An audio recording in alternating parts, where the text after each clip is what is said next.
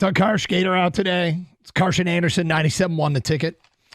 Let's talk a little Detroit Lions as we welcome in Dave Birkett, a beat writer who covers the Lions for the Detroit Free Press. You can follow him on Twitter at Dave Birkett on Twitter, and it's B-I Birkett, not B-U Birkett. Just thought I'd clarify.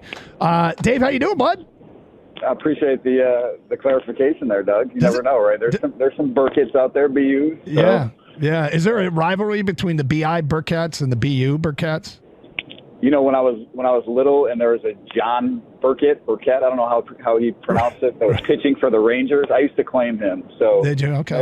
No rivalry. I just used to pretend he was my grandpa or something. Good call. All right. So I got how long have you been covering this team? Damn, long time. 2010 was my first year at the Free Press.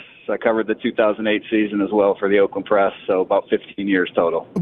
How different is this experience in 2023 than the previous, what appears to be 15 seasons?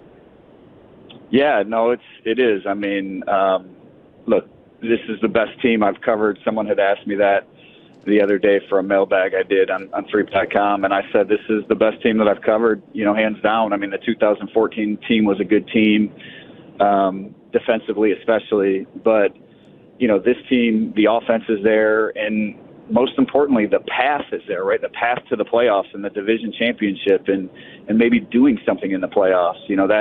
That team in 2014 and even back to 2011, they had the Packers in front of them and Aaron Rodgers, and it just felt like no matter what was going to happen, they weren't a threat. And this year, the 49ers are the best team in the NFL. I think most people agree with that. But, I mean, the Lions could win any game, and they might have a couple home playoff games, which would certainly help in that regard. So it's different for sure. Yeah, I mean, I got a theory, but you're around him a lot more, and I don't mind if you tell me I'm completely full of poi, but I think we're seeing an example of what a good football culture can do for you. And I've cited watching the maturation process of a young star like Jameson Williams, who made some people uncomfortable and obviously made a mistake, but seems like he bought into everything, which included and maybe started with blocking downfield, celebrating the team's success, a lot of that stuff. It feels to me like we finally have a culture that is feeding towards winning instead of one that unfortunately led to losing. No doubt. And, Dan Campbell, Brad Holmes, Sheila Hemp, I mean, everyone top down certainly deserves credit for that. And really, if you kind of sat down and we're building a team from scratch, aside from like drafting a quarterback, number one overall and having him on a rookie deal, this is kind of how you do it. Acquire extra draft picks and hire a coach that, maybe takes some risks but plays fun football and gets people to believe in him and build through the draft. And, you got some young players now that Brad has drafted that, are going to need some big contracts coming up because they're among the best players at their position in the league. So I think they've done a lot of things right. And that doesn't guarantee that they're going to be here for a long, long time. These windows open and close pretty quick in the NFL, but there's no doubt that culture that you mentioned really maybe it was tough to see from the start because we've heard that word. It's a buzzword. You hear it so often around the league, but I do think that's a big part of why they're having success. You mentioned the contracts, and it's something we're going to get into a little bit today. And maybe I'm wrong on this, but it feels like to me like their first big decisions are Jonah Jackson and whether or not to extend Goff. They probably want to figure out if they want to bring C.J. Gardner-Johnson back because he's on a one-year deal. Is there anybody else I'm missing that's key this offseason? Well, the one that maybe people don't quite realize is up yet because he's not completely up, but Amon-Ra St. Brown, he can, after 3 years, players are eligible for extensions. That would put him and Penei Sewell in that boat. The Lions still have the 5th-year option on Sewell, so that might not be quite as dire to get that one done right away. But look, if I'm St. Brown, just speaking from the player standpoint, the agent standpoint, like I wouldn't play next year on a $3 million deal when, the going rate for a top receiver in the NFL is $25 to $30 million. So, I would probably, if I was the Lions, try to get that deal done. If I was St. Brown, I would want a deal. If I was his agent, I would want that sort of close to top of the market money. And, when you start paying players that aren't quarterbacks that kind of money and you have to pay a quarterback too, that certainly cuts into what else you can do, or you have to make some decisions. Everyone talks about the cap in the NFL, that the cash spend is really the big thing. And if you're writing, St. Brown a big check and Jared Goff a big check and, who knows what you're doing at the interior of the offensive line, or C.J. Gardner-Johnson, like you mentioned, all of a sudden that starts to add up.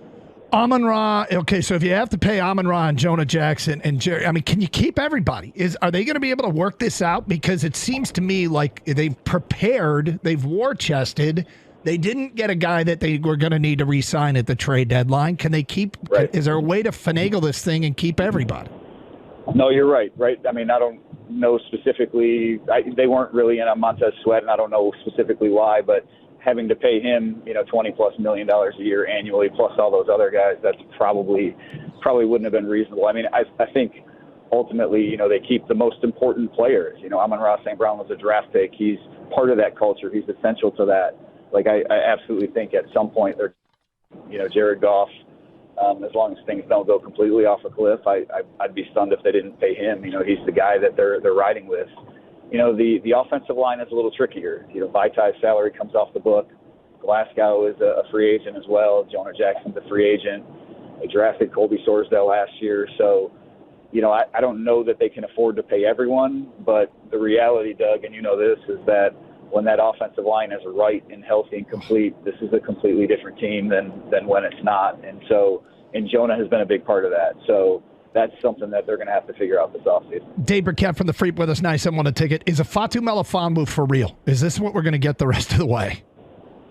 Man, that's, with Gardner-Johnson coming back, I don't know what his role is going to be. I think he's played well enough to keep a role. Melifonwu has certainly been a pleasant surprise here of late. He's been better for that defense than Tracy Walker was. His versatility, the fact that he can, has some coverage skills from playing cornerback, and obviously a big guy who's not afraid to stick his nose in it. So I do think, maybe we're just scratching the surface a little bit on what he is. But, when C.J. Gardner-Johnson is back, he's a starter, and you're probably not sitting Kirby Joseph, and Brian Branch is playing the slot. So it's a good problem to have. And I don't know that I'd be, handing Iffy a contract, and he's not due one yet, but handing him a contract just based on the small body of work, given his injury history. But you have to like what you've seen if you're the Lions. What about the ability to rush the passer that they showed against Denver? It looked to me like that was throwing the kitchen sink at a team, and I don't know that you can do that every week.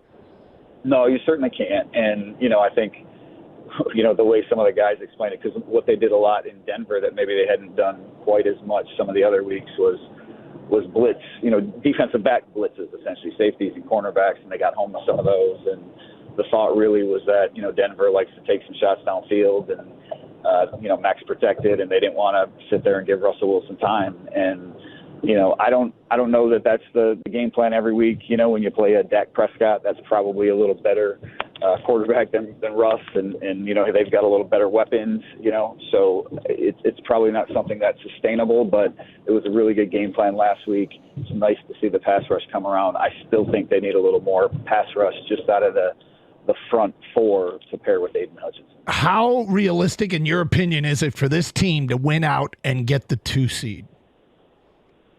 Well, if they win out, that's what happens. They would hold a tiebreaker against the Cowboys and the Eagles in the case of ties, or I guess the Cowboys wouldn't have the same record.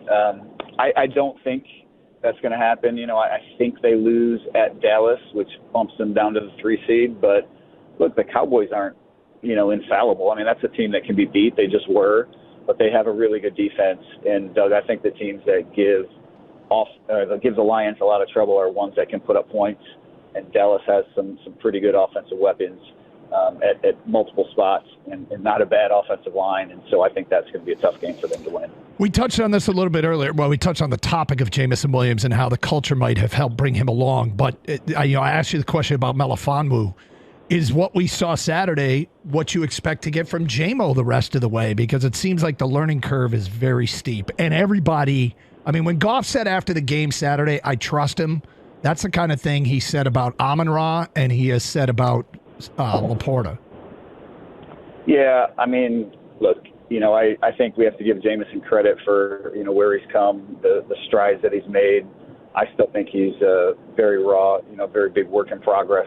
Some of the routes that he runs, turning the right way on some of those deep balls. Him and Goff just don't always seem in sync on some of those deep routes, and maybe that doesn't come till next year.